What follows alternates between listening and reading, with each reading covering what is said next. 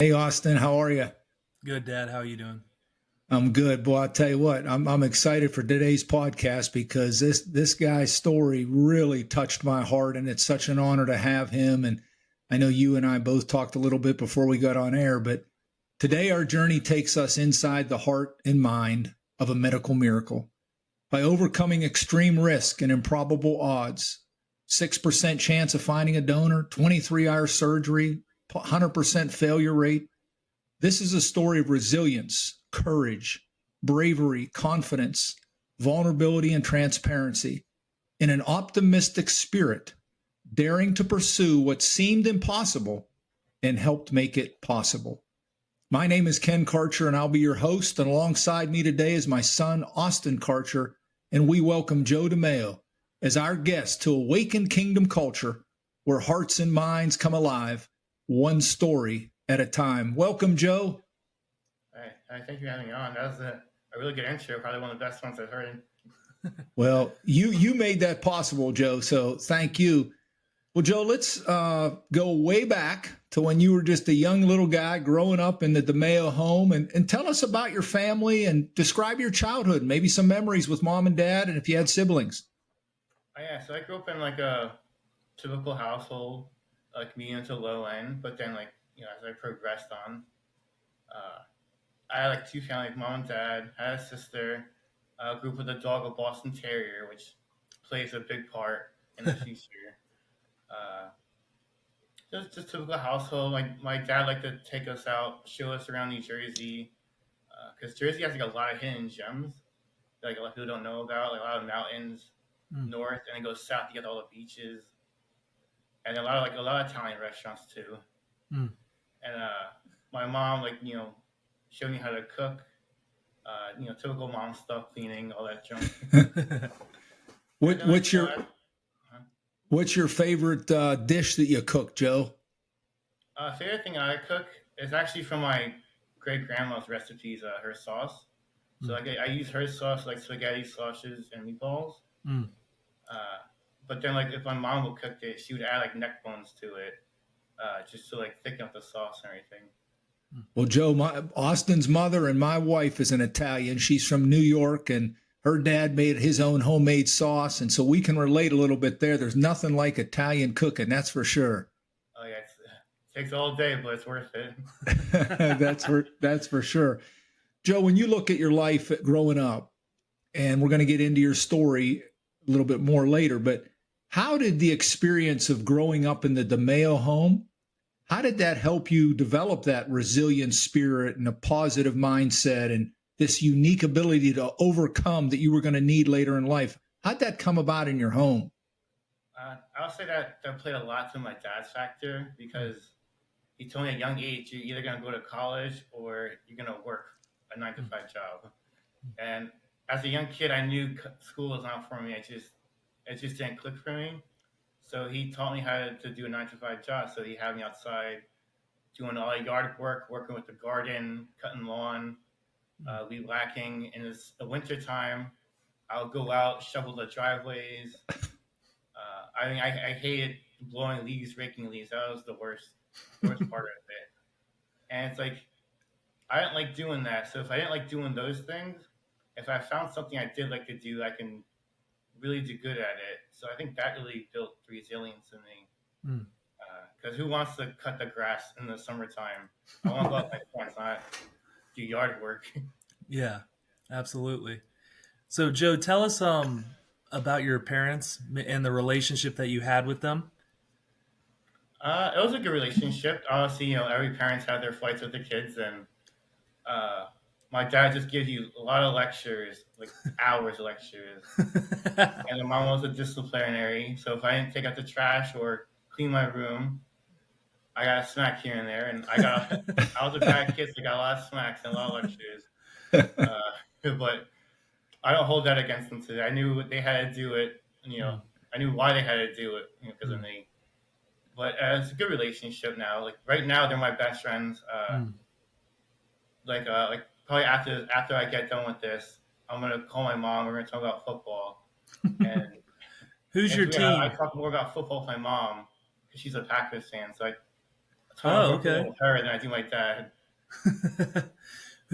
So she's a Packers fan. Are you a Packers fan? Are you? I mean, because you're from New Jersey. My mom's a Jets fan. So Yeah, no, I'm a Saints fan. My dad's a Jets fan. okay. I couldn't be a Jets or Giants fan growing up. Why is that? I just the Giants are really good, so I don't want to be like a bandwagon. The Right. Saints are bad at that time, Yeah. and I just didn't like the Jets. Yeah. Yes, I hear you on that. Yeah, so Um, the Saints black and gold really got me, so I just stuck with them, and that's when they were wearing paper bags over their heads. The Aints. They're the Aints. That's right. yes. Well, the Giants actually play the Saints today, so that'll be interesting. So what's maybe the most memorable conversation you had with either your mom or your dad growing up? It's a good one. I just like the life of life. Just like it's gonna be hard growing. It's not gonna be hard. It's not gonna be easy. Yeah. It's a lot of like they didn't really put any like lightness to life. They like no, it's gonna smack in your face when you grow up. And Mm. my dad was like, 18, you're out at that time, which was it was doable then. Like 2016 was when I graduated, and Yeah. that was doable. I don't think you could do that nowadays, but I did that. I moved down with my parents. I was like 18 years old, and after I turned 18, it's like, well, we're still your parents, but we can like have fun. I can tell them anything I want, and I'm not gonna get in trouble no more. Yeah. So I think just telling the truth about life Mm. helped me out a lot. Amen. What were some of the earlier influences in your life that shaped your identity? Uh, Probably my dad just like sticking out with it, and then my mom with just like the natural like lovingness, but Yeah. like not too much because she can give way too much love, and that's bad. So my dad had like nip in the butt sometimes. Like he has to grow up, be his own kid, own child, and as a young age, I was really independent. I think because of my dad, it's like he has to learn how to do it on his own because we're not going to be there forever. Right. So I think telling me that I could be independent and having that trust, because I was allowed to stay out until 10 o'clock, but I'll be home by 8 or before 8. Yeah. Just because like I wanted to eat dinner with them, and then nothing good happens past 9 o'clock, to be honest. So Right. I don't want to get in trouble and lose that freeness. Yeah. So I think letting me have that freeness and like as a early kid, like 12 to 13, like riding my bike around town, it's just how we had that trust, and I think that was the good part. Awesome. So let's fast forward to high school a little bit. Tell us about your high school experience, maybe some of the things that you did during that time. High school was pretty fun. I goofed off. I wasn't AP classes, nothing like that. Like, just it kind of breezed by. Actually, went by pretty quickly. Uh, After school, hang out with a lot of friends, ride bikes basically all around town. Cause I had like a BMX bike, so we just ride, go to parks, different parks. Yeah. And it's the same town my dad grew up in, so he knows the outlay. And if I say I'm gonna be at like this park, he knows I'm gonna be at that park and multiple other spots. And my mom didn't understand that concept, so like she would want to know every little detail. My dad's like, no, he's not gonna tell you every detail because he doesn't know his next steps either. Yeah. So just I was a pretty free kid, but I had to do my chores. If I didn't do my chores, I was out for I was like grounded for like 2 weeks. So I had a lot of groundings, and my Xbox taken away, all that. So I should have done my chores, but I'm a kid. Didn't really Oh, know absolutely. Joe, did you play some sports in high school, Joe? better. I played a little bit of football in high school, linebacker, Okay. but didn't really. It wasn't a good team, so I knew it wasn't going to go far. So instead of playing football, I decided to hang out with friends, and then later on get a job delivering pizza. Oh, awesome. What were some of your hobbies, maybe hopes and dreams or passions that you had growing up? Growing up, I like outdoors a lot. If it wasn't raining out, I was outside, just either helping my dad out with the lawn, or like we built like a pergola together. We built like gardens, multiple gardens. Just we built like a big fort, not like a tree house, but like a on the ground fort, like a castle in a way, Hmm. with pallets. So like I had my mind going with that building. So I thought I'd be like in construction as the older, but the older I got, the more tests you have to take and more licenses you have to get. It's like, oh god, that's. I thought you just get in because you know a guy, but it doesn't work like that no more. So I tried welding, but then that teacher got fired, and they put me in a cooking class. So that's how I know like a lot about culinary skills. Because I went to vocational school in high school. Okay. So I do a lot of trade in there. But then like I just went to cars because my family's also a car family. So when I got my Challenger, they were worried, but they didn't really care much. And so that I think I wanted to be a mechanic, but I didn't get the time to do all that. But, Well, you sound like you got lots of talents, Joe. That's for sure. A lot more than I ever. But I can't do them anymore because the hand transplant. Yeah. A lot of my hobbies I used to do are out the door now. But I still can play pool and cooking, and driving is one of my like hobbies and passions. I like to play pool too. That's a great game. Oh, yeah. Well, Joe, you just mentioned it a little bit. Let's transition now to that moment in July of 2018, which was a life-changing moment for you. What do you recall about the experience that night or that morning, Joe, that you could share with our listeners? And so I was actually golfing with my dad when I got the phone call to do an overtime shift on a Saturday. So I took it obviously, and because I wanted more money for my car parts. And I got back to my place. I took like a 4-hour nap, which was normal to me at that time. Like just turned 20. I was like 4 hours is I could do that. I've been doing that for a couple of years now, doing overnight shifts. So I just clocked in, doing my normal shift, and I clocked out. Driving home, I fell asleep at the wheel, and my car veered to the side. I drove and hit a curb. And I had long two tires on the car, so that hangs a lot lower than regular headers. And that scraped the curb, and that's what created all the ignition and all the flames and fire. But I don't remember clocking in that night. I go off the police report on what happened, what the bystanders saw.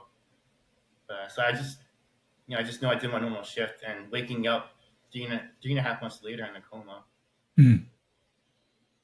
Joe, there was a lot of things that I tried to read in preparation for our time together, and there was conversations and some of the things I read about you actually during this period of being in a coma, you had certain dreams. Do you recall any of those dreams that were shared? Oh yeah, a lot of dreams. I will never say out loud to anyone. But like you hear things, like you hear everything that goes on, and you also can feel it too. So like when you're in a tank room, that's when they take off all your bandages and like wipe you down, take off all the medical like solution and junk. That hurts, and even though they give you like pain medicine, and you can still feel it, and you feel like the coldness of the water because you can't talk to them because you have a trach. That's like the hole in my neck. That was like Yes. checking out on me. So like one of the big ones that I say a lot is me walking my dog who passed away when I was in freshman year of high school. That was like the closest I felt that I died because I was just walking up the hill that I grew up on, and it was never ending.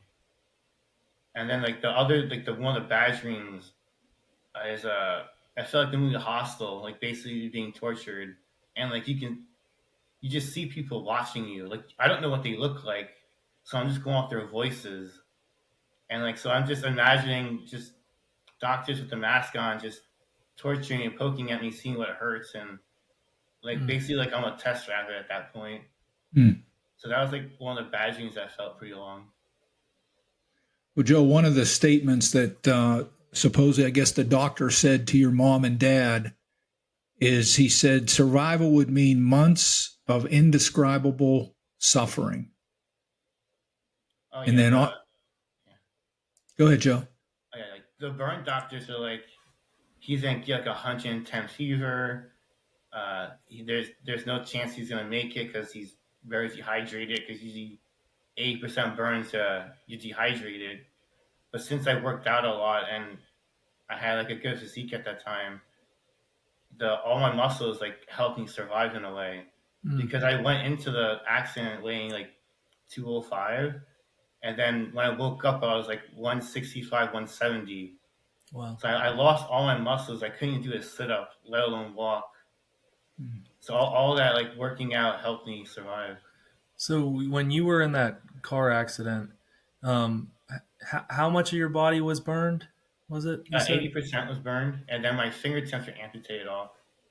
wow, wow. Um, Your parents really had a difficult decision based on what I could find in my research, and they had to fight for your life, with all the different things the doctors were saying. And so, Joe, at what point in your consciousness when you started to recover did you really understand and embrace the decision your folks made for you when you were not able to?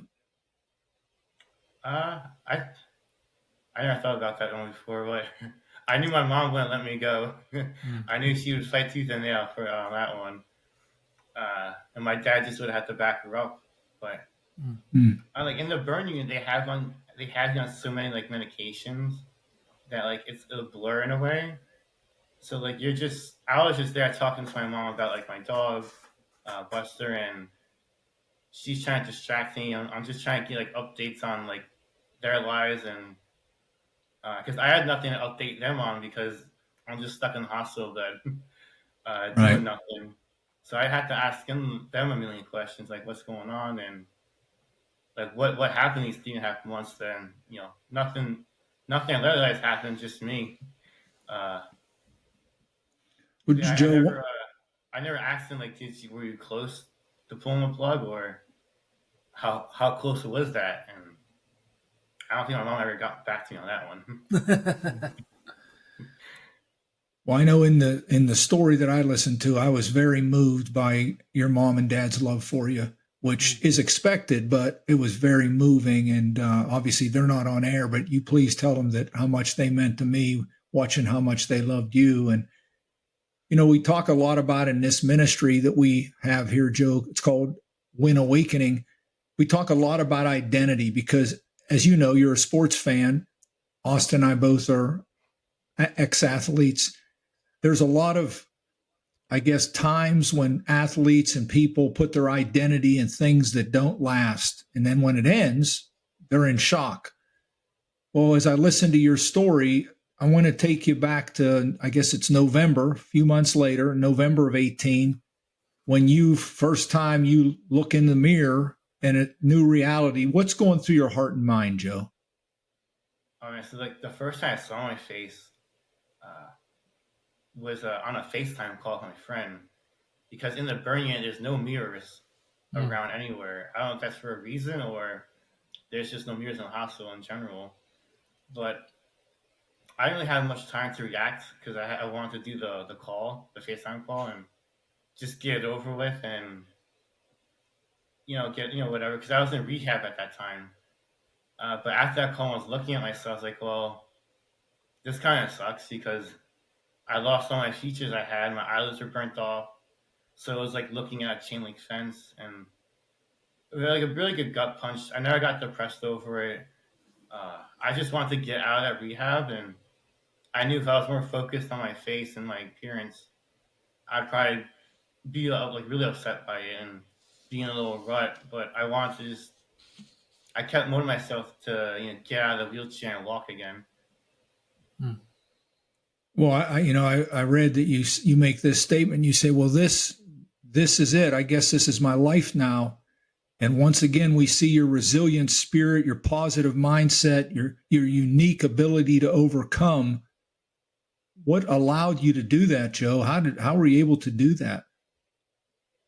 I think it goes back to my dad when he made me do that yard work, but I did not want to do cutting, like weed whacking and making sure it's to his perfection. and not mine. And it's like, well, I didn't like doing that, and I didn't like being in that rehab, so I gotta push through this and get out because I was going backwards in the rehab because my burns kept opening up, and they didn't know how to treat those kind of wounds because it was for senior citizens, and it was a whole mess in the rehab, and that was like a whole factor to it. But just getting a better physical therapist to help me just to regain the muscles to walk again was a big motivation for me. Mm. Did you have someone, whether it be a nurse, a physical therapist, was there someone in that process, Joe, in your life that was also a real encourager other than your parents? Uh, there was this one aide named like T was like her nickname. I forgot her actual name, but we all called her T. She was a big motivator. She'd always be around to help me out. She was the only one that actually like helped me eat because I couldn't eat on my own. And she's always the one that knows, okay, Joe has to eat and he needs help eating. And she'd always like prioritize me over everyone else. And like I always had snacks. My mom always brought like snacks and like candies in the room, and I always give her some snacks. And so like it was like a payoff in a way, but she like always helped me like tell stories and because she had a rough upbringing and like try to motivate me with her upbringing, but just like little things like that, like people don't realize that like helping me eat actually like really like actually like care for me here and they want me to get better because some people just don't care like really don't care about the patients. They do their job and they don't do little extras. Mm.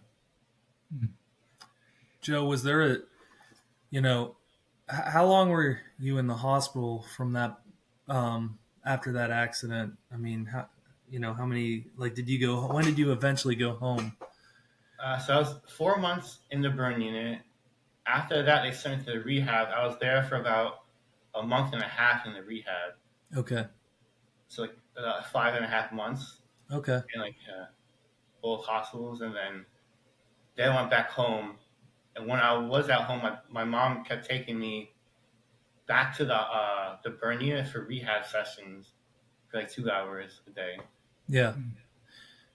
How did when you finally did go back home, how was relationships with other people that besides your parents, walking through, dealing with all those burns? Did people treat you differently, and if they did, how were you able to work through all that? Well, yeah, I had a lot of people left my life. They weren't my real friends, but I would say like I'm down to like three like actual real friends now. Mm. Down from like over 100 people on Snapchat down to like 3 people now I talk to. And I don't even talk to them on a daily basis anymore, but I know if they text me, if I text them, uh, we can pick up on the same track on the same day, like nothing happened. Yeah. And so those 3 people never treat me differently. A couple of them took me out to like bars, clubs, which that's an interesting factor. I also got my 21 driver's license. Yeah. With a burnt face on it. So that was pretty funny going to the DMV and having the workers just hand me your driver's license without even like asking, "Can you turn your steering wheel?" Like, let alone you can open up a car door. Yeah. So that was funny, but I always just try to have a good time. People stared, obviously, Yeah. and for the first couple of months, it's like awkward. But then, like, I realized, okay, the first burnt person I saw was Freddy Krueger. Yeah. So imagine seeing like Freddy Krueger walking on the street in shorts and short sleeves. You're gonna stare. And I'm also 6'1", so Yeah. I'm tall, and so after that point, I kind of understood. I'm gonna get stared at, and like I'm not hurt by it whatsoever anymore. What a perspective. I mean, just because once again, you're thinking about other people in the midst of, I really respect you being able to communicate what you just communicated because, I know for me, like you said, the reality is most of us act like we have 500 friends, but the reality is when things get tough, you find out who really is there for you. And, I know for me, it's, I got my family, I got, my wife, my kids, and then I'm sure there's one or two people that would show up in that. And, you know, but just your courage speaks so loudly. Joe, before we can move into the doctor telling you about the improbability, Austin will ask you and stuff in a minute. In the midst of this identity shift that you're working through, which it's like I'm with Austin, your ability to communicate what you just communicated is unbelievable to me and really moves my spirit.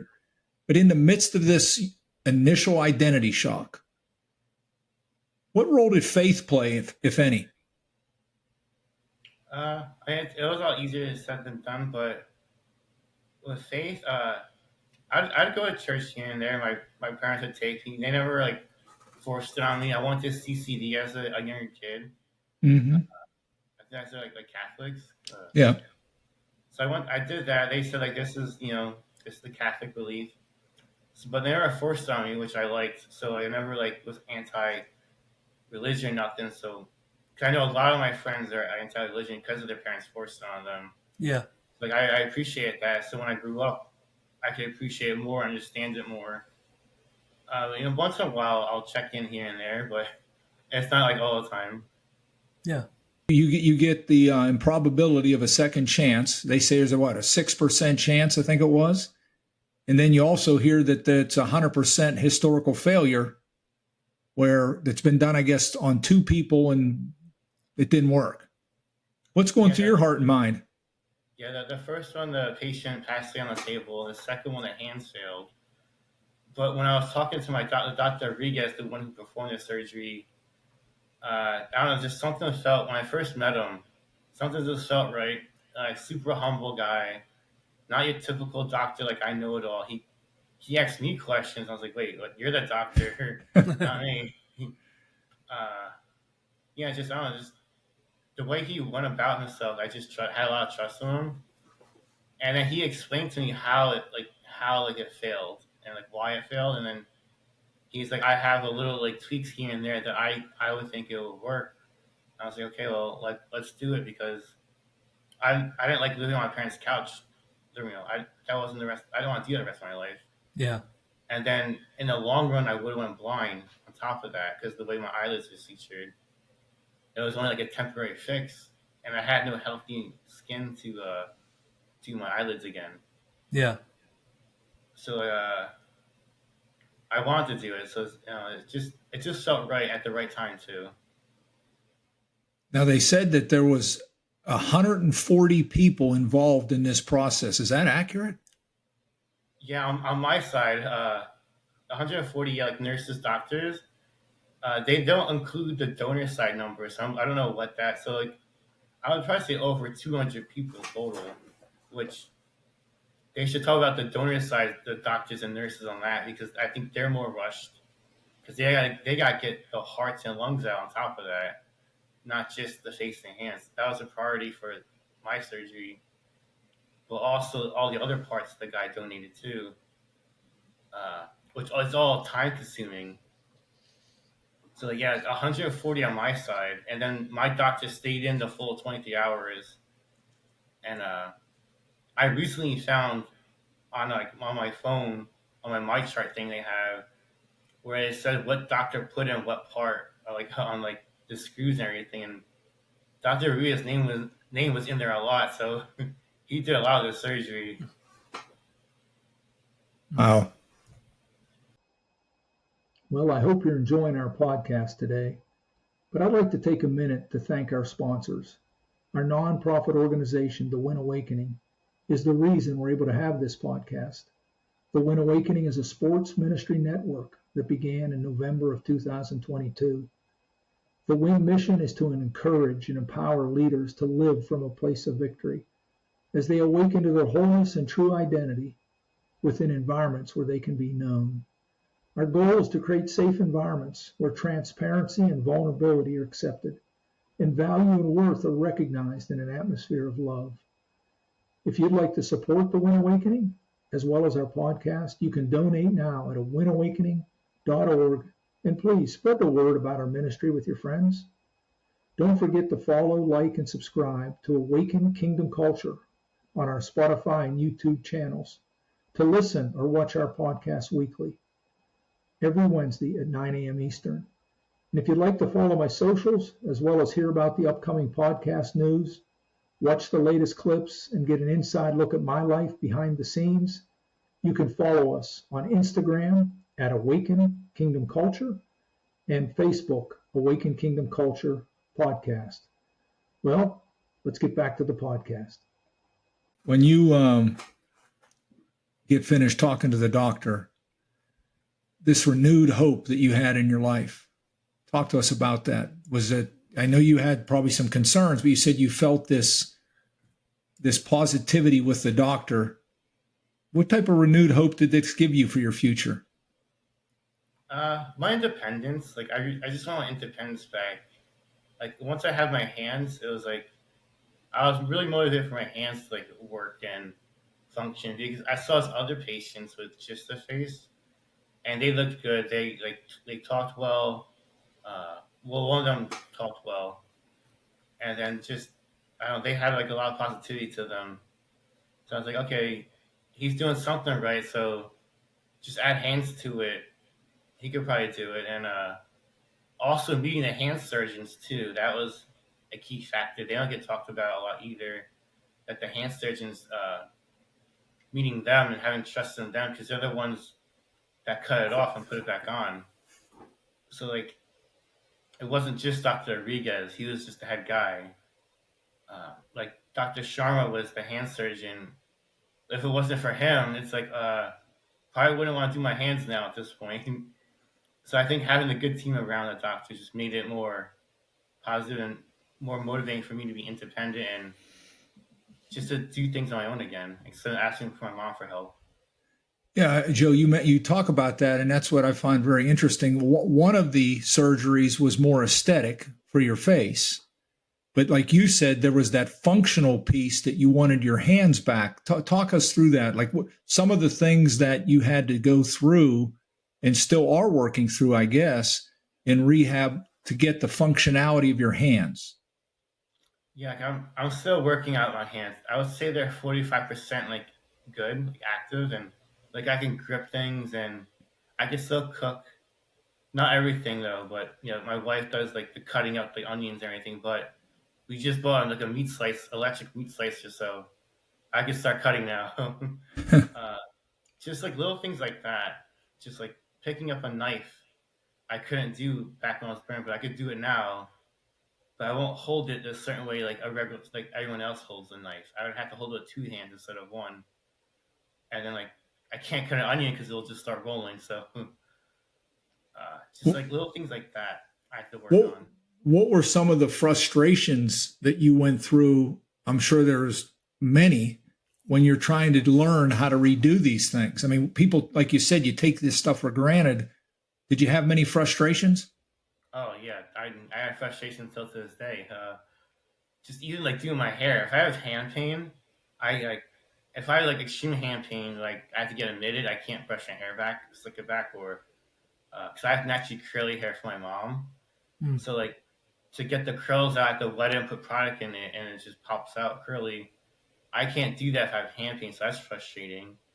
And then finding certain products like shampoos and lotions that can make my hands flare up, and then I can't like open up a jar or like pick up a fork would hurt, you know, or cutting a steak.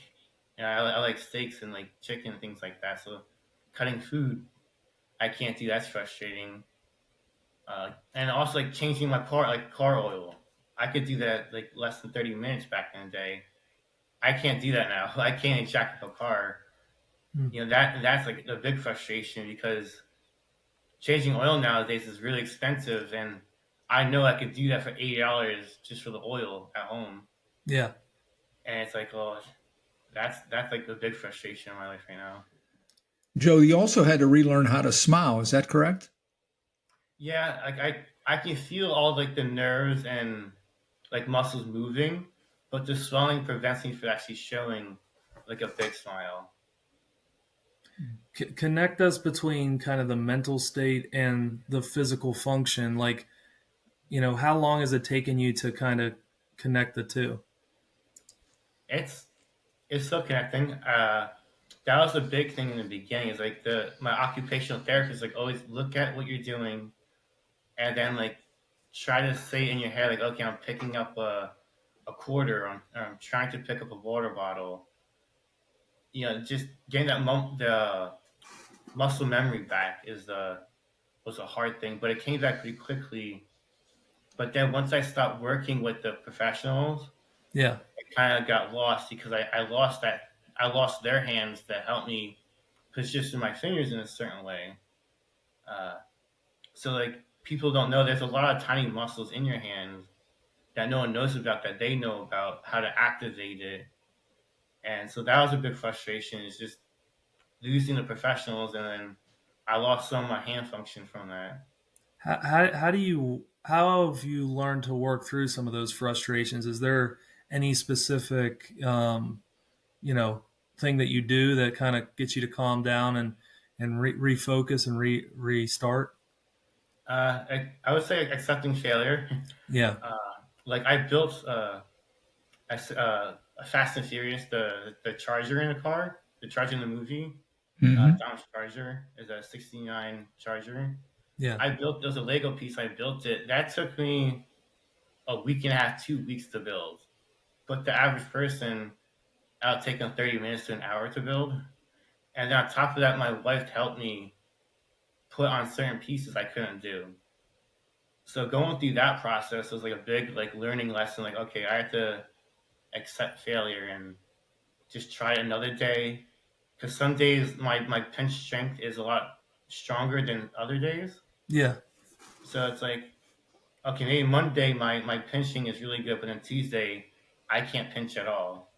And so I don't work on the car because you'll mess up the Lego set. And then, so I think that's a learning failure. And don't get frustrated with the failure. Just accept it, learn from it, and move on. Mm. Joe, you just talked about, probably the key to all the greatest athletes that have ever played, and that is failure. We all have to work through failure. It's not fun, it's not easy, but it's usually failure that produces the most growth. When you've talked to your doctors and the people that working with you in rehab, do they feel like, Joe, that you're going to be able to get your full range of your hands back, or what are they telling you? Uh, at first, my occupational therapists were like super like hyper about like, okay, you're gonna get your full like strength back and everything. But once I started going less and less because it just got hard to get in more and more Mm. into the appointments because like my parents can't keep driving me in. And then when I moved out of the house, I found out how much it cost to go and get in the city. I was like, whoa. My dad was taking that bill from me at that time, but once I moved out, he wasn't taking my bills no more. So I was like, okay, I can't really do it. I can't really hang it no more. So just losing like the professionals, I accepted like, okay, I'm gonna lose some of my hand ability, and I can work on my own, but it won't be to the best ability in their eyes. Now, Joe, I think, when you look at what's going on in your life, another thing that I read about was there's an enemy that's somewhat invisible in this process. And I think, if I'm correct, you've gone back to the hospital like 7 times for immune issues. Is that something also that's a part of this process that you're working through? Yes, actually, last year in July, I had like a pretty like bad cut on my neck. You kind of like, see like that scar right there, Mm. little white thing. It was a cut I got just out of nowhere. I don't know how I got it. I guess rubbing on it with my shirts and everything. That opened up pretty bad. Got infected. Went to the hospital, and all my immune pills prevent the cut from healing. So they had to take me off a pill, which sent me back into the hospital. I went in and out of the hospital back and forth like about 7 times in 1 month. Mm.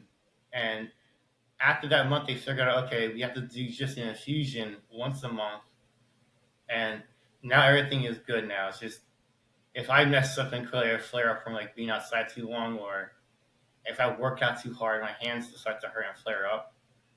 Uh, so I have to be careful with that. But I haven't been in the hospital for a solid like 4 or 5 months now. Well, that's Awesome. good. That's good. What are some things that have been the hardest, simplest task to kind of relearn?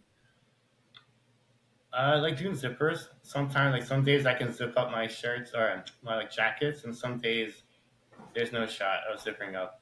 Buttons, I can't do. I can't do buttons still to this day. So my wife has to button up my shirts and everything. Just little things like that. Open that tight jar. I can't do. I have to use like a rubber gripper, like a matte rubber gripper thing, and use my forearms to do it. Or if I can't do that, my wife has this like attachment thing to do. Uh, so yeah, just little thing like that. She does a lot of opening up things and everything. So like little things like that, people forget about. Like and using my wallet like a credit card.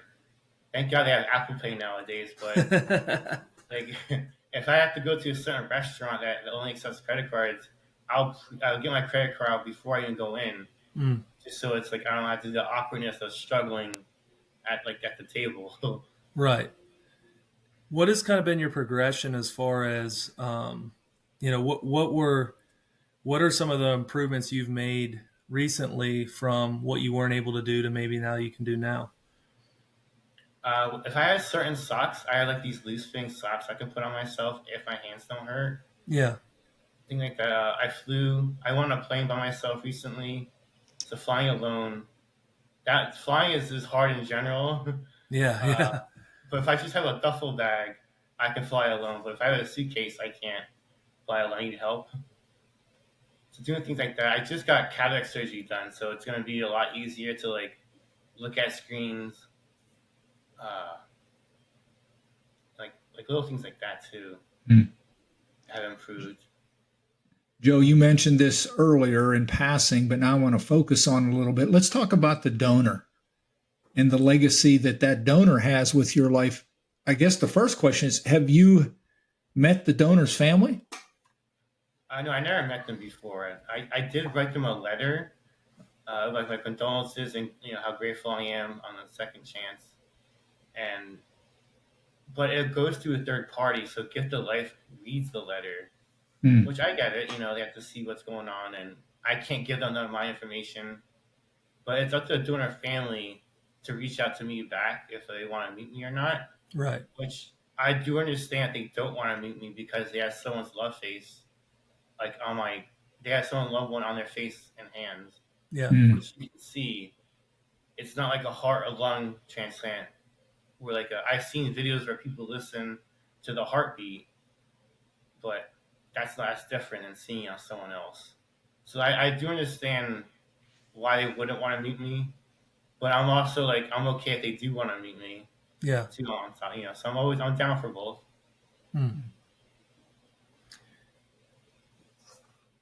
Is there a sense of responsibility you feel, Joe, as you carry another person's legacy in your life as well? Yeah, I think it's a responsibility because I don't want to ruin it. I've seen, my wife is a nurse and she worked on a transplant unit, so she's seen like liver transplants come back for another liver transplant because they kept drinking alcohol again. And some people just didn't learn from the first time, you had alcohol poisoning, your liver failed. You shouldn't pick up another bottle again. That should be your learning lesson. You got a second chance. And they don't learn. So I don't want to be that person. So I try to do everything the doctor says. Stay out of the sunlight. Extreme weather is hot and cold. I stay out of. If I do a cold plunge, I take my hands and face out of it. So it's just my body. But I wear UV clothing, UV hats, sunscreen, UV gloves I have on all the time. So I'm pretty preventative. I also don't want to be in a hospital, let alone the transplant fail. Now you have, I think, started a sort of a mission online, right?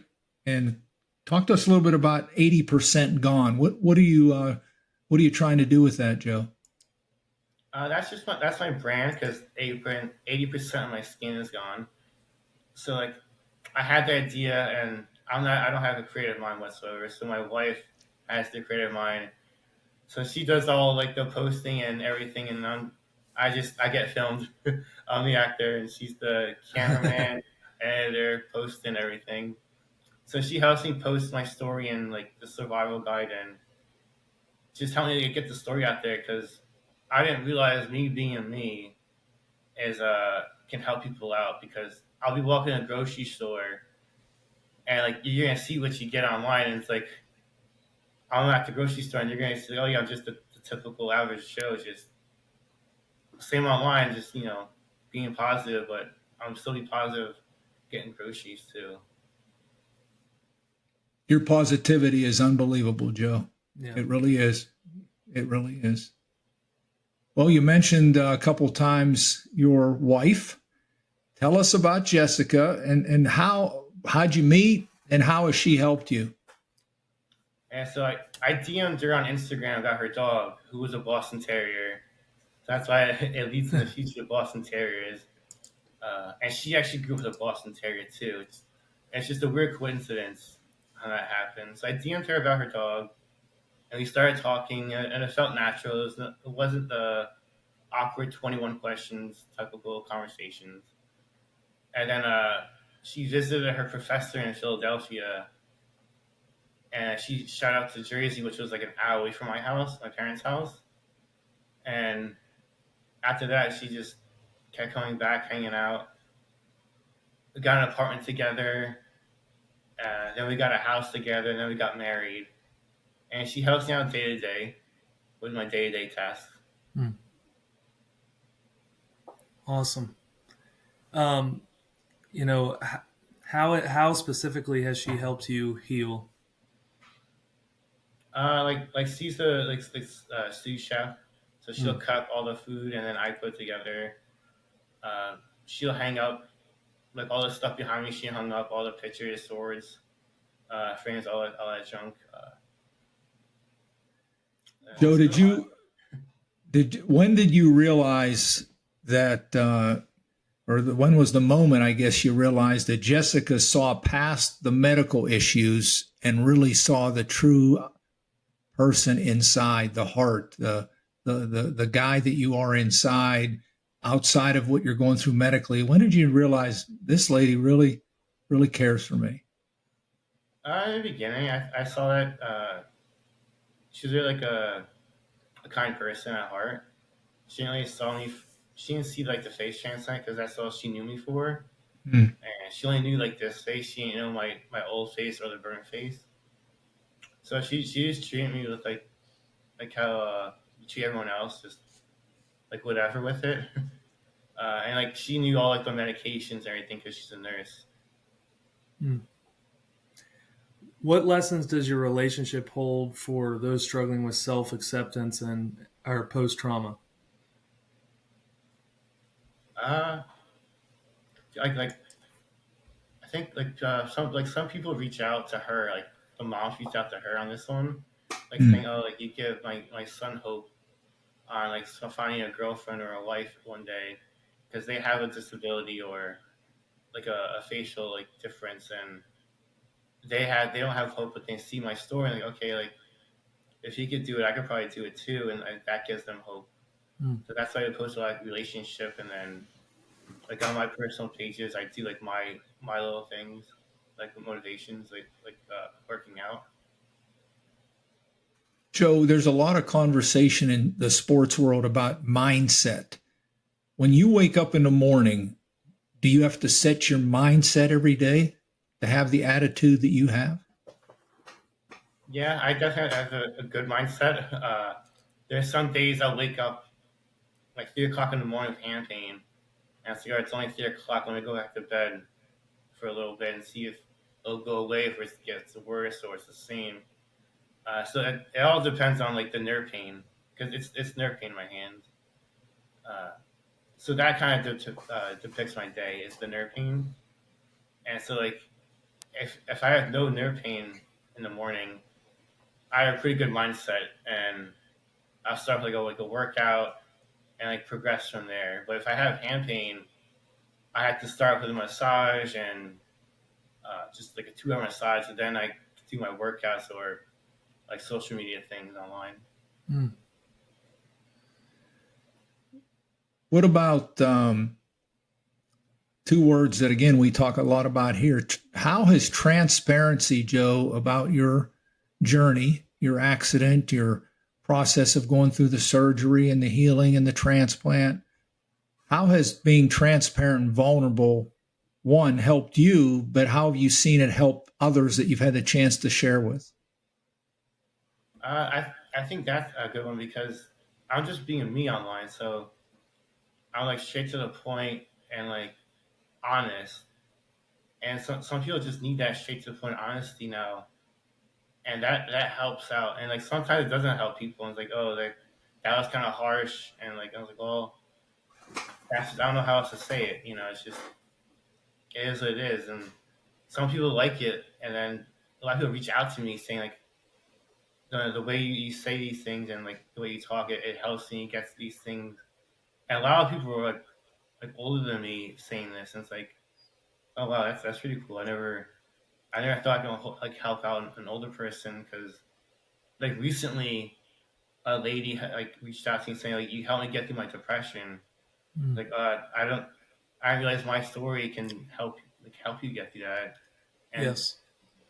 that's why it means more to me because I'm just being me online, and I'm a lot more open now because in the beginning I was a lot more like positive and this surgery was like perfect. But now I'm more like, you know, like I have my bad days. It's not perfect. I'm in a lot of pain sometimes, and like I can't do things. Like I can't brush my hair certain days, and it's like, well, I have to get admitted now. And I think me being admitted and talking to people while I'm admitted, Mm. that helps out a lot of people too, because a lot of people get admitted, and that's when your mindset goes really down. And when your mindset gets down in the hospital, you don't really heal that quickly. Mm. So I used to take like a week and a half in the hospital, but now I take about 4 days in the hospital now, just because I have to have that positive mindset. Mm. What does it look like today for you, Joe? And what are some future hopes and dreams you have? My future is like getting my book out pretty soon, and Mm. I think that's going to be a big motivator to people because everyone doesn't see like social media things, but they can read a book like on a train ride or a bus ride. Like, that's just in New York. That's what you do is read books online, read Yeah. books, Yeah. and that's all people see. It's like, oh, that's gonna be pretty cool one day seeing my book on the subway. Or a lot of people ask that too, like, can you write a book? And it's like, well, I'm not really a writer, but I'll try. So it took a long time to get it out, but just to be motivating people like that, and then do public speaking in the future. Because I tried, I went back to my high school and did it, and it was fun doing it. I didn't realize I would like doing that because in high school I hated talking in front of people. You know, so it's like Yeah. when I went back, I talked to over 400 kids. I was like, oh, that wasn't actually that. It wasn't that bad. I don't know because they were like, juniors and sophomores, but I didn't mind it. I was like, oh, that could be the future in like public speaking. So mostly like motivating people with the book and public speaking. Mm. Now, Joe, I don't know if you can tell us yet or not, but what's the name of your book? The book is called 80% Gone. Mm. Okay. Nice. Okay. Well, Joe, the thing we like to do at the end of each podcast is we give our guests the opportunity. We call it final words, something that maybe we didn't cover or that you want to share to encourage the listeners or just something on your heart. We call it, final words or words of life, words that encourage other people. And then when you're done doing that, Austin will share some final thoughts and then I'll close us. Okay. Yeah, so like my final words are like to help people like struggling, just like stay in your own lane. It's a lot easier said than done. I struggled in the beginning with it. Is like that staring part. I had to stay in my lane because I was used to being judged because I went to the gym a lot, and that's all you do in the gym is judge other people, other physiques, and being 8% burn. I was like, well, people are gonna judge me now, so I stay in my own lane. I can't worry about what other people think, and that's what created me like had that mindset like, okay, I can't allow people's opinions to affect me and ruin the rest of my day because their 5 second stare can ruin someone's day when it's just a stare, and Yeah. they're gonna think about the next thing. They have something going on in their life too, and that you can't let that ruin your day. So just stay in your lane, focus on yourself, and you can do a lot more. Well, Joe, like I've said at the beginning, a little bit throughout here, it's just your story has been very important to my life. Just sitting in kind of journeying through and seeing that toughness lived out, and just hope lived out, courage lived out. Um, Obviously we all talk about these things, but it's another thing to be forced into a situation that completely changes your life. And just your ability to keep persevering and to keep working and trying to improve every day, I think is a picture of what we're trying, or every person on this earth is trying to do. But I think just watching you live it out is something that is a great reminder that it can be done. It can be done, and it can be done. Um, uh, where we can really grow. And so I appreciate your story and just the opportunity to spend time with you today. Yeah, thank you. Yeah. Joe, once again, I said it in our intro, I thought summed up who you are in so many ways. And I'm just grateful for Hannah connecting us. As I've said to many people on this podcast, I will call you now my new friend, and I trust that our friendship will grow from this day on. How that happens, only God knows. But your self-acceptance and humility in the midst of a very tragic time years ago in your life, and now the process you're walking through, has been something that spoke to me. And if I can encourage you in any way, I think that your book is going to be something special. But I also want to remind you that you are the walking book. And I really believe the impact that you're going to have on people, Joe, by just sharing your story and just being Joe, will play such a role down the road in many people's lives. And so Austin and I want to thank you for giving us the opportunity today to share your story with our listeners at Awaken Kingdom Culture, where hearts and minds come alive, one story at a time.